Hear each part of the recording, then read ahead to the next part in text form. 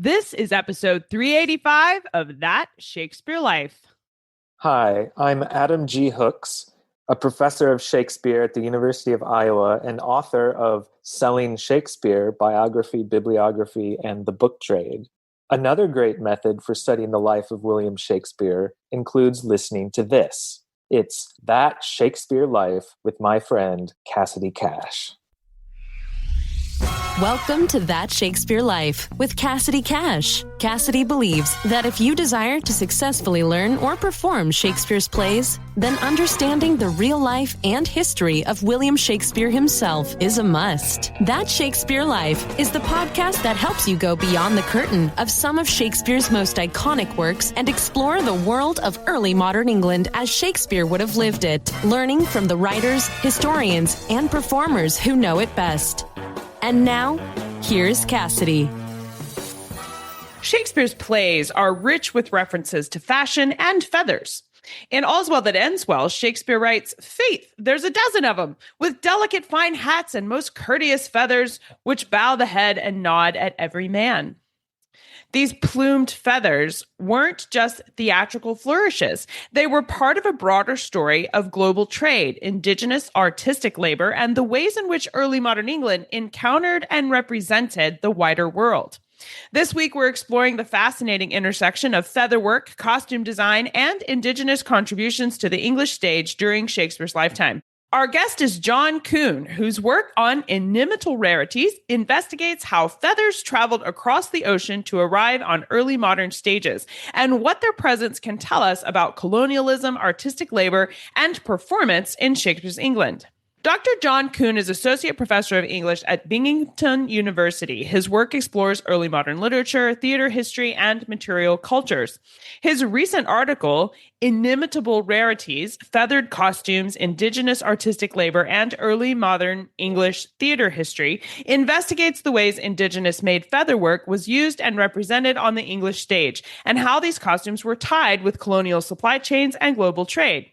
He joins us to talk about this work today, and you can find out more about John Kuhn in the show notes for today's episode. Before we dive in today, I want to let you know that there is coordinating visual history content available for today's show that you can look at while you listen.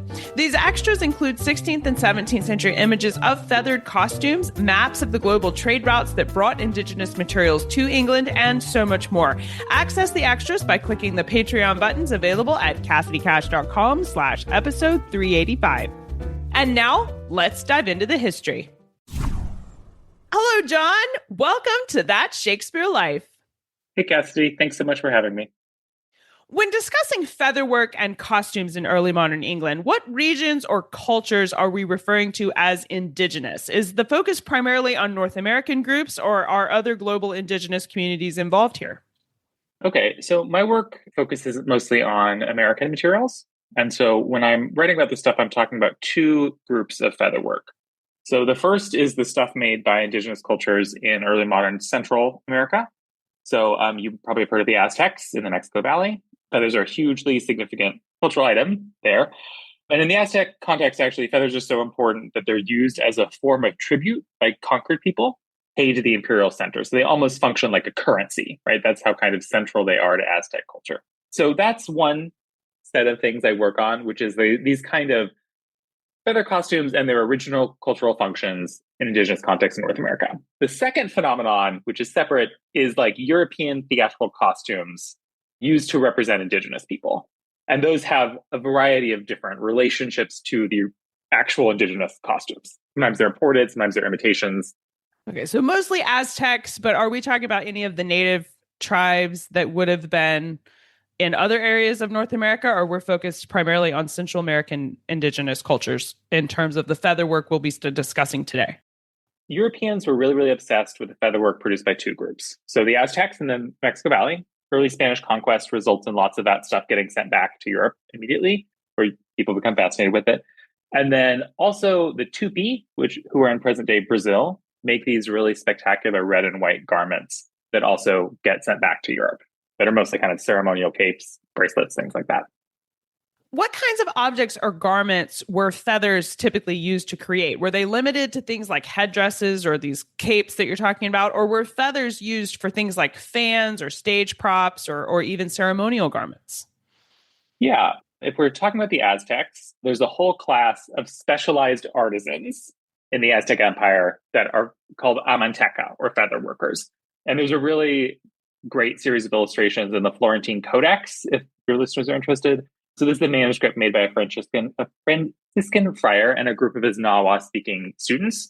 They have some really fascinating illustrations of feather workers and kind of their craft.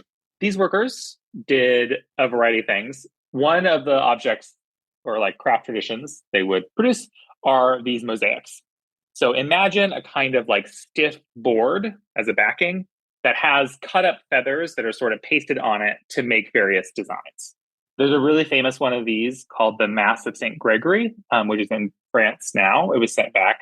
And it's this image that's an illustration of a Christian Mass. It's made after the conquest, and it's modeled on a European engraving. But it's done with this like traditional Aztec feather mosaic style. So it's this very, very interesting kind of combination of these indigenous craft practices with, Christian post-conquest imagery. So that's one set of things, these mosaics. The other big set of things is clothing. In the Aztec Empire, featherwork is used for elite clothing, including that worn by priests, rulers, and elite warriors. These garments play a big role in human sacrificial rituals. And interestingly, sometimes the prisoners were also dressed in feathers in these contexts. So further south in Brazil, I mentioned the tupi earlier. Again, these are kind of elite ritual clothing objects that are made out of feathers. Your listeners can just Google tupi capes. There's a whole bunch in European museums. They're these really, really spectacular red, almost some of them are like, I'd say 6 or 7 feet long, maybe. And some of them are actually being repatriated to Brazil at the moment, which I think is really, really great. So colonization happens, and like right from the jump, this material, mostly via the Iberian powers, is getting sent back to Europe, and Europeans are getting obsessed with it. Of course, Europe itself has its own long-running traditions of feather work, right? It's not like no one in Europe had ever made anything out of a feather, before Columbus. And there's been some really, really wonderful work on this by Ulinka Rublak, who's shown the way that like there are these pre-existing feather traditions that really get supercharged by colonization. It just makes Europeans kind of who are already interested in feather work, like even more kind of obsessed with it. And the most like classic Renaissance Europe use of feathers is in hats. And I'm sure we can all imagine, Renaissance portraits where, a young man has like a fancy feather in his hat. So they become this really important symbol of like fashionable masculinity. So if you're like a gallant young man, right, you need a feather in your cap. I really, really love Thomas Decker's The Gull's Hornbook, which is the satire on the kind of manners in London of these fashionable young men in the early 17th century. He talks so much about feathers and hats, right? It's this kind of like classic symbol of sort of like a douchey young man running around the capital in the early 17th century. Yeah, and those are ostrich feathers. Okay, so just to sum up, like feathers are used in really different ways in different continents, and colonization brings these indigenous feather uses into contact with Europe. Well, that's what I was wanting to ask you about, was what kind of feathers were being used in early modern England, because Shakespeare mentions this exact thing of like elaborate plumage in the hat is quoted in some of the plays that he writes about. Mm-hmm. So I'm wondering if he's seeing these all around early modern London, what kind of feathers? Are we talking like peacock, ostrich, turkey, or something else? Well, again, to start with the indigenous context. So feathers are sourced from tons of different kinds of birds. The Aztecs use the common feathers that they use are like turkeys and herons. And then this scales all the way up to super, super valuable feathers. The really, really pricey ones are the quetzal. So they're these brilliant iridescent green birds that have these super long tail feathers. And the long green tail feathers are like really, really extremely precious. Tupi featherworking in Brazil, they use what's called the guara, or the scarlet ibis. And it's this water bird, kind of imagine like a flamingo, sort of, that changes colors as it matures. So they kind of molt from white into pink into red as they grow. And you can harvest them at different times in their life cycle to get different feather colors. So in Europe, the plumes that you see in Renaissance hats are mostly ostrich feathers, but you'll get artisans will sometimes use heron feathers or pheasant feathers or peacock feathers sometimes. how were these feathers sourced and transported to England? Were they imported through trade, gifted by ambassadors, or were people like explorers bringing them back from places they discovered? So if we're talking about ostrich feathers in people's hats, those are coming from West Africa. They're getting basically Ottoman traders are importing them into Europe, and then they're making their way into Western Europe via that mechanism.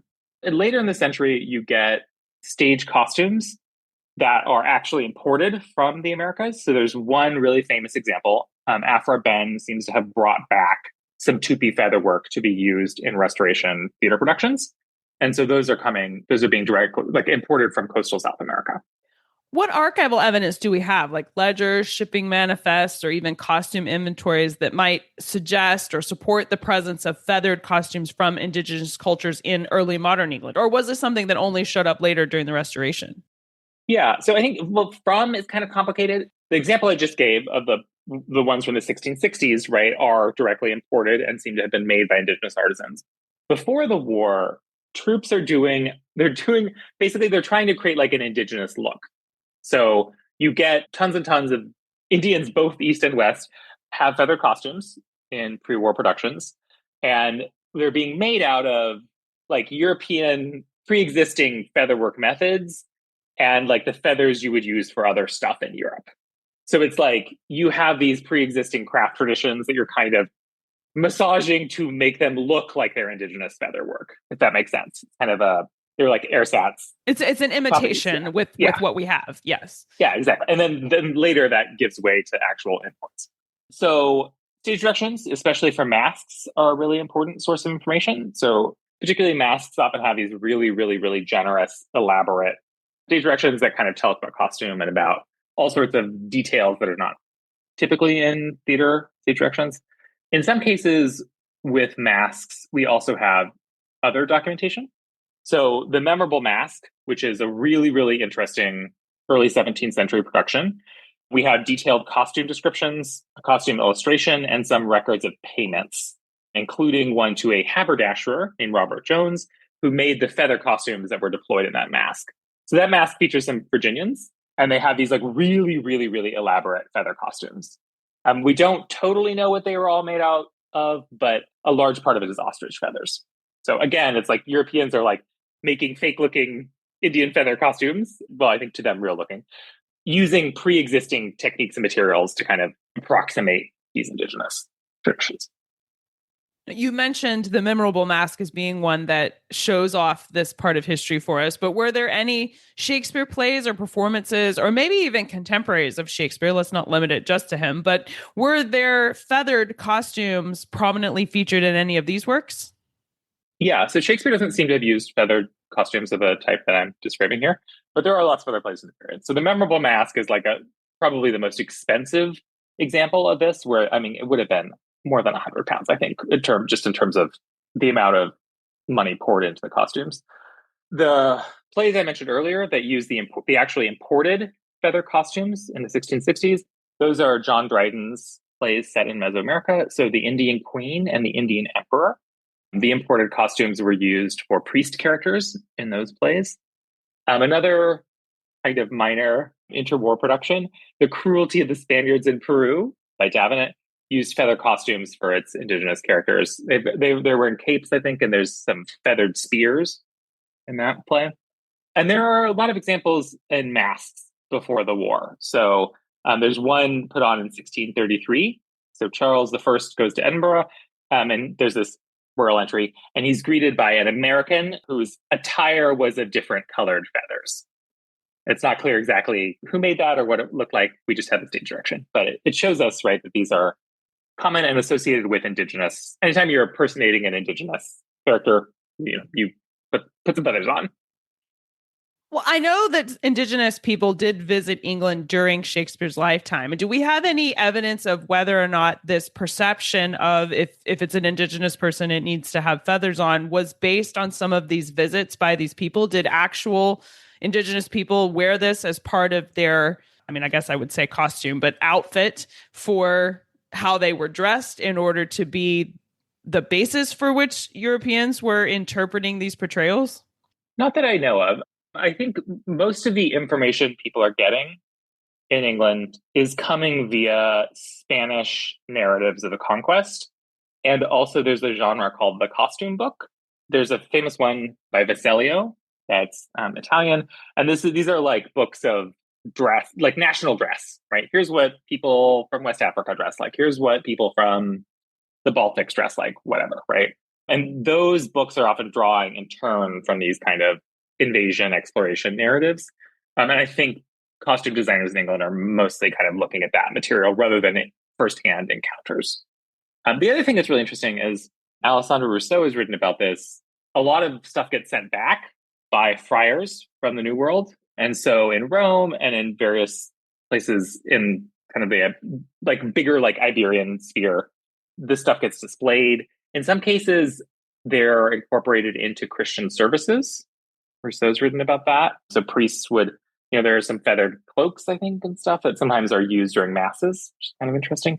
So it's circulating in Europe, but mostly it's circulating like independent of actual indigenous people, right? It's information, it's the objects.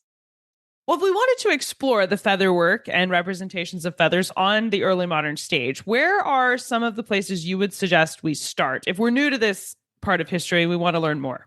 Yeah. Well, I would start with my article, not to toot my own horn. An excellent place to start, yes. And actually, one of the reasons why I wrote the article is that it seemed to me that people who work on Renaissance drama hadn't actually thought that much about featherwork as a material practice. Although there's a really, really big, interesting kind of new set of books and articles about featherwork as a kind of historical phenomenon. So tons of people who kind of work on conquest era art history and material culture have gotten really, really interested in featherwork. It's just that theater historians haven't really kind of linked up to that scholarship yet. So that's what I was trying to do. But here's some examples of stuff I'd recommend.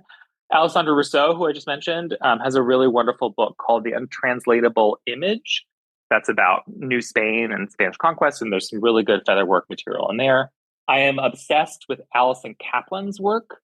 So she's been producing some really interesting new stuff on Nawa ideas about featherworking. And she's really working deeply with native language source material, thinking about aesthetic categories and stuff like that as they're expressed in Nawa. Really genius material. That's kind of on the New World side. In terms of European stuff, there's a lot of work by a woman named Ulinka Rublak. And there's a really, really wonderful article I would recommend to anybody. That was in Renaissance Quarterly a couple of years ago called Befeathering the European. And it's just a lot about these sort of gallant young men and their hat feathers. And someone who's worked with Ulinka Rublak is Stephen Hans, who's also written a lot about featherwork in Europe and also in some indigenous countries. So anyway, there's a lot of, I think, new work and energy in this area. And what I was trying to do with my article is kind of take that scholarship and see what I could, say to theater history. These are great resources. We will link to these in the show notes for today's episode, along with direct links to John Kuhn's article as well, so you can explore all of that. So make sure you stay tuned for the URL for where to find these. Now, John, we ask everyone this next question here at That Shakespeare Life, and that's, what's the one book you would take with you on a deserted island? My friends in England tell me I'm supposed to allow you the complete works of Shakespeare and a copy of the Bible, so your choice would be in addition to those. I think I would take something really big with like a lot of different kinds of stuff in it. So I don't know, like a big poetry anthology. That's what I would take. Oh, that's a great, yes, because you could definitely survive a long time with Shakespeare, the Bible, and a giant book of poetry. You'd be fine for all kinds of historical questions. So what's next for you? What are you working on now that you're excited about?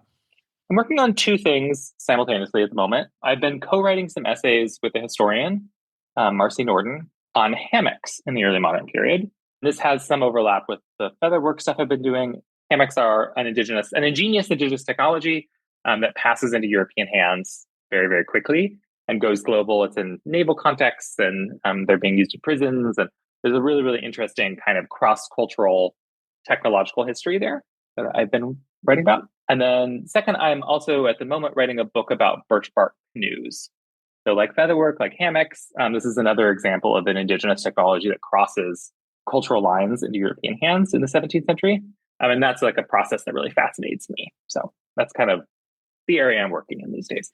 That does sound fascinating. I hadn't really thought about hammocks as native tech, but now that you say that, that makes complete sense. And I can't wait to see where you take that research. Thank you, John Kuhn, so much for being here this week and walking us through the history of feathers and how they show up on Shakespeare's stage and how they arrived there in the first place. We really appreciate you being here to share this with us. Thanks so much, Cassidy. With that final flourish, we close the curtain on today's journey into the world of feathers, performance, and colonial exchange, and extend our sincere thanks to John Kuhn for helping us explore this part of history. To access all the resources John recommends for you today, along with links to related episodes, check out our show notes at cassidycash.com/episode 385.